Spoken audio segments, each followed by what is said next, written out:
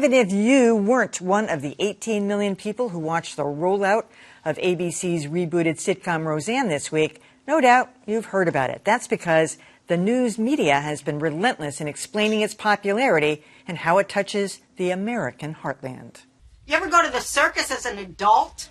So just to set the stage, here are a few of the current hot buttons Roseanne and the fictional Connor family touched on. What's up, deplorable? First, let's say grace. Jackie, would you like to take a knee? But most of all, Lord, thank you for making America great again. Mom. Executives at ABC Entertainment are crowing, telling the New York Times the Roseanne reboot is a direct result of the post-election day initiative to pursue an audience that the network had overlooked. That's a sentiment Roseanne Barr, herself a Trump supporter, agrees with.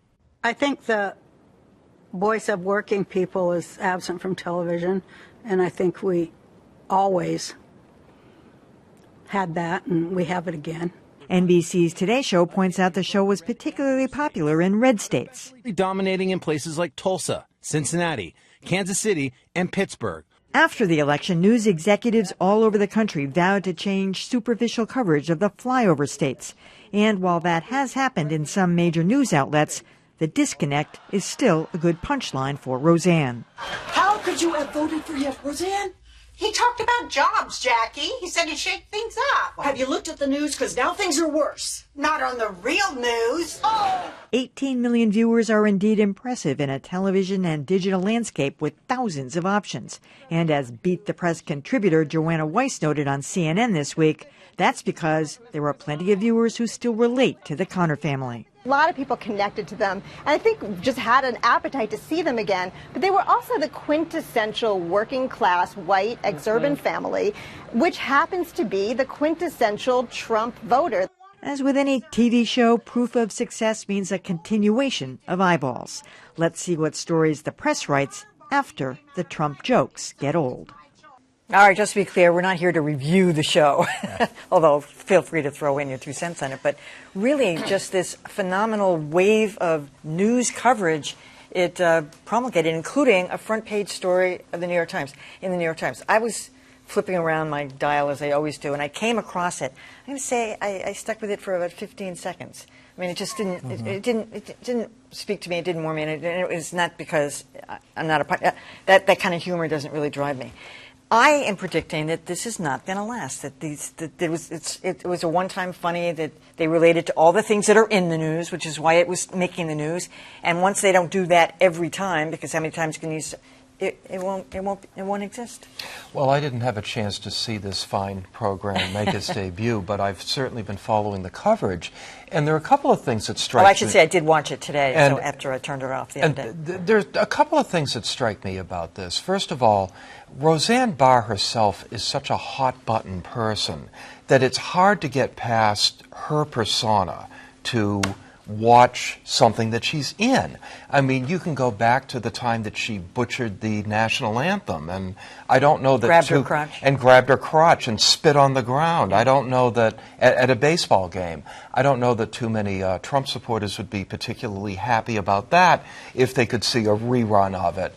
At the same time, now she embraces these horrendous conspiracy theories about Satanism and all this other stuff that supposedly has something to do with the Democrats. The show, most of the reviews say it's pretty good.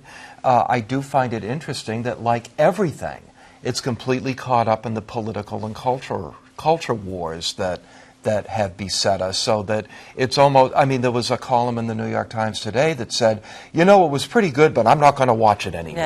And well, that's where we're at. That's not the point. That is, exactly. You know, I do think from the not reviewing the show side of it is when you have a show that rolls out that was deliberately conceived for the purpose of trying to touch people who somehow the networks feel they had missed because they're focusing on the two coasts. You know, you have everything from Seinfeld in New York City to Larry David in Hollywood, and everything else in between kind of got lost. So ABC deliberately set out to try to do a show that appealed to the demographic of the Trump state voter, maybe all about money, and so. But it is, I think, newsworthy when 18 million people show up for it. The thing, though, and I think your point is the right one. The question is, where will we be at episode 5, week 5 in this? They've just renewed this for year 2. Well, let's see where they are in episode 5. One of the things that I do find interesting about the phenomenon here is how quickly perhaps we forget that this kind of television is not new. This was exactly what Archie Bunker was all about. And put together by Norman Lear, probably one of the most liberal people ever to produce TV.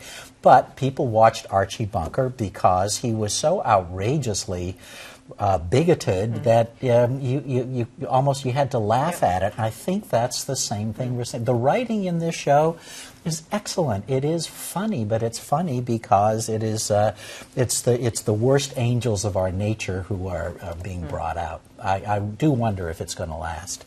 See, I'm calling BS on this ABC News spin about how they huddled after the election and, oh, we've got to reconnect with the heartland. Let's bring back Roseanne. Come on.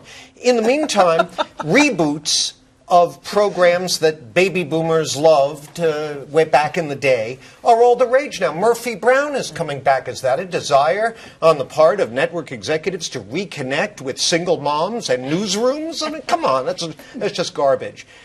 To me, the lingering media issue here is how everyone's slobbering over the good number that they got and looking for signs. It's like in prehistoric times when a bird would fall dead from the sky and the natives would rush out and examine its entrails to see what the weather forecast is going to be. I'm sure I'm botching that. Historians will fix it, but come on, this is just a lot of ado about nothing. It's a good story when 18 million people watch. It's a good story when a very popular reboot takes place. You're right. The reboots are happening everywhere, including Will and Grace, which has done very well and will probably continue to do very well. I predict that this show will, too. It always had good writing.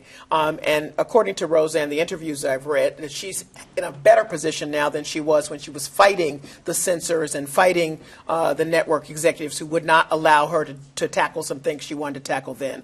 Will I watch it? No, not interested. In the same way, I don't watch The Office because it's too much like my real life. I don't have to do it fictionally.